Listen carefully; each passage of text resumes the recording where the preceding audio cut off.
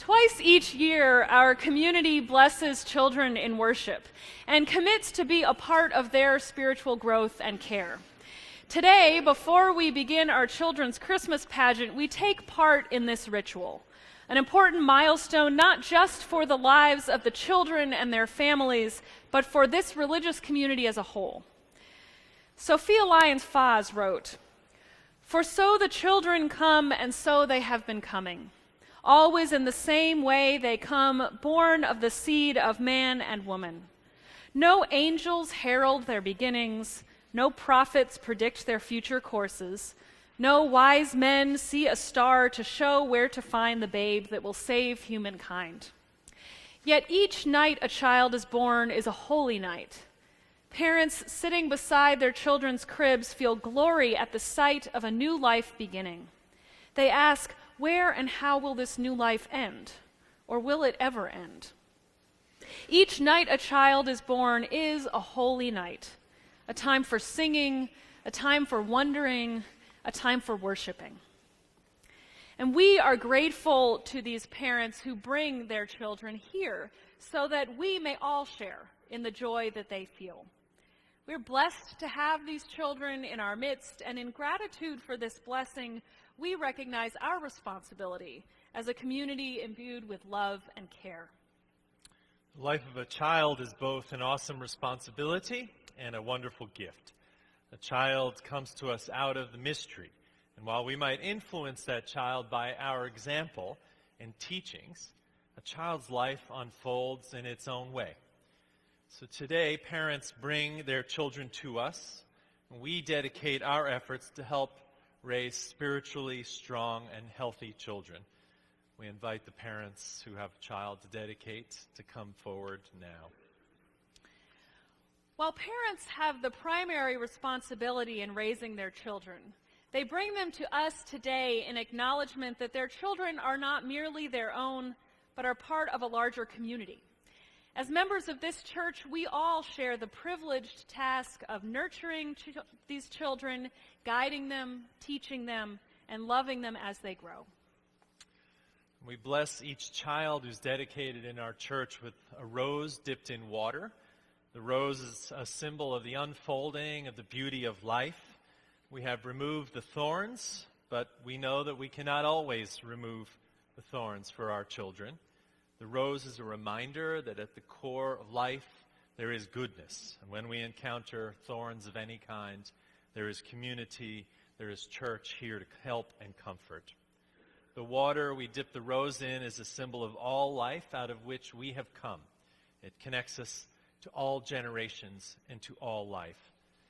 It is reminiscent of the baptism waters, the waters of commitment. But for us, it does not cleanse an original sin, but rather enjoins a person within a community of love, forgiveness, and hope.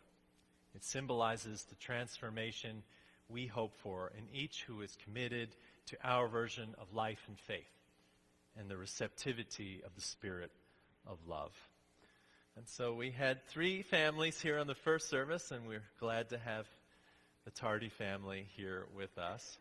First, we want to ask you, your parents, to speak a vow of sorts. And we ask you this: do you, who are the parents of this child, pledge your loyalty and love as you nurture her into adulthood? Do you vow to raise your child within this faith and as ethical and moral human beings? If so, say we do.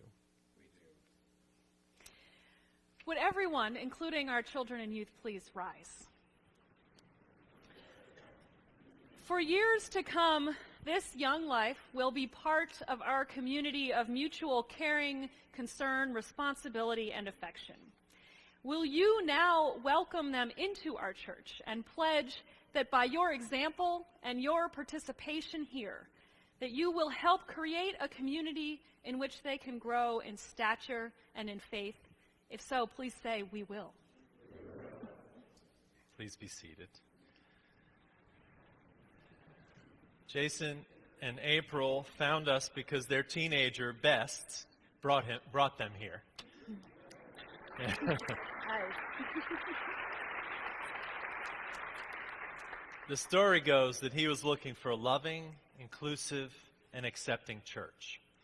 And they brought their family here. This is their second dedication. Their son, Zach, who is now 3, is in the nursery. He was a little rambunctious, but he's in good hands there. They want this child to know that every day of her life that this community of acceptance is here for her. They told me they want her to know there are resources and people who can teach and shape her spirit when her parents fail.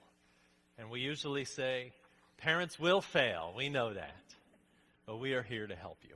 And so we welcome you and we welcome this special child here today. Will you say her name? Zoe Michelle Tardy. Zoe Michelle Tardy. May your thoughts be wise. May your lips speak truth. May your heart know love. And may the work of your hands be blessed all the days of your life. And I have it on good information that you may be looking at baby Jesus too right now. Can we have the blessing on the screens? And will you join me in this blessing of Zoe? We speak to Zoe and we speak to the family, the Tardy family here as we say these words. May you grow to love that which is good. May you seek and attain that good. May you learn to be gentle and respect all creatures. May you be filled with the courage to challenge evil and the faith to lift up hope. May you come to know that which is eternal. May it abide with you always. Amen. Will you welcome Zoe to the... We'll give you this just because you need one more thing to hold.